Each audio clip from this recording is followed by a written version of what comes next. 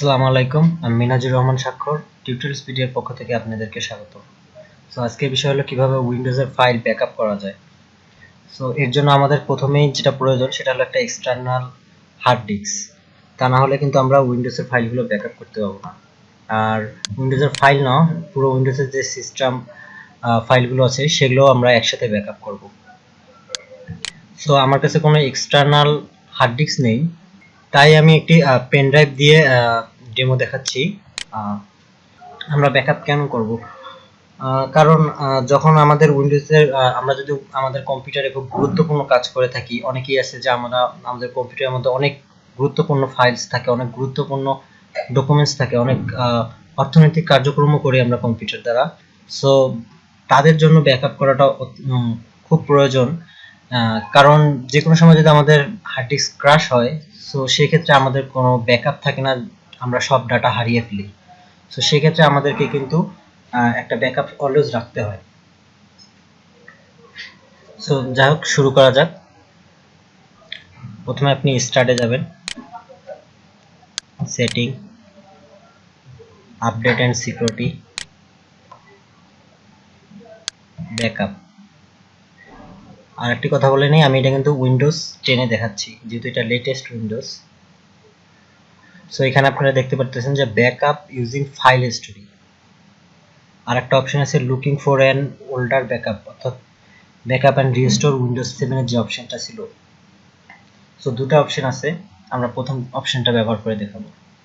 এখানে দেখুন লেখা আছে backup your files to another drive and restore them if the original R lost, damaged or delete. অর্থাৎ আপনার ফাইলগুলোকে ব্যাকআপ করুন অন্য কোনো ড্রাইভে এবং পরবর্তীতে সেগুলোকে আপনি রিস্টোর করতে পারবেন যদি অরিজিনালগুলো হারিয়ে যায় বা ড্যামেজড হয় বা ডিলিট হয়। সো এখানে আপনি ক্লিক করবেন এডিট ড্রাইভ।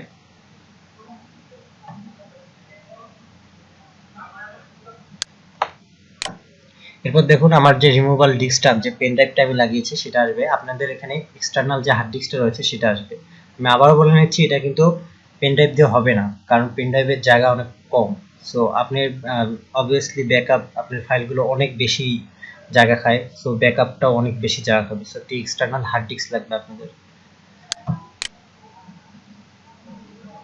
সেখানে ক্লিক করুন এবং দেখুন এখানে অটোমেটিকলি ব্যাকআপ মাই ফাইলস অপশনটি অন হয়ে গেছে। এটা থাকা ভালো, কারণ এটা অটোমেটিকলি আপনার ফাইলগুলোকে ব্যাকআপ করবে। আমরা এখানে মোর অপশনে যাচ্ছি এবং আমরা এখানে চেঞ্জ করে দিতে পারবো যে আমাদের ব্যাকআপ ফাইলগুলো কতক্ষণ পর পর ব্যাকআপ করবে। অর্থাৎ এখানে দেখুন ডিফল্ট ভাবে দেওয়া আছে এভরি আওয়ার, আমরা ডেইলি করে দিতে পারি যে প্রতিদিন একটা সময় আর কি ফাইলগুলোকে ব্যাকআপ করা হবে।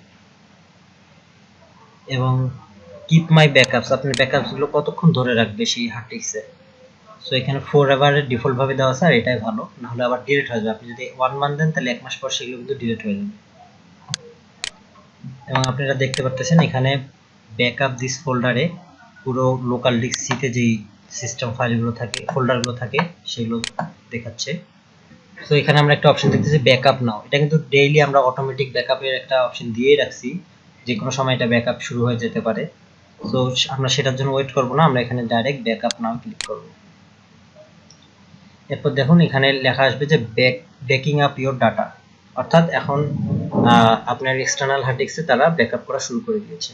আপনাকে আর কিছু করতে হবে না, পিসি যতক্ষণ রানিং থাকবে এই ব্যাকআপের প্রসেস থাকবে। আপনি আবার যখন পিসি অন করবেন সেখান থেকে আবার ব্যাকিং আপের প্রসেসটা শুরু হবে আর কি। সো আপনি এই শিডিউলটা যে কোনো সময় চেঞ্জ করতে পারবেন এখানে এসে।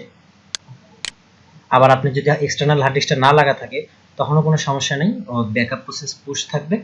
আপনি যখন লাগাবেন তখন উইন্ডোজ অটোমেটিকলি সেই ব্যাকআপ প্রসেসটা অন করে দেবে।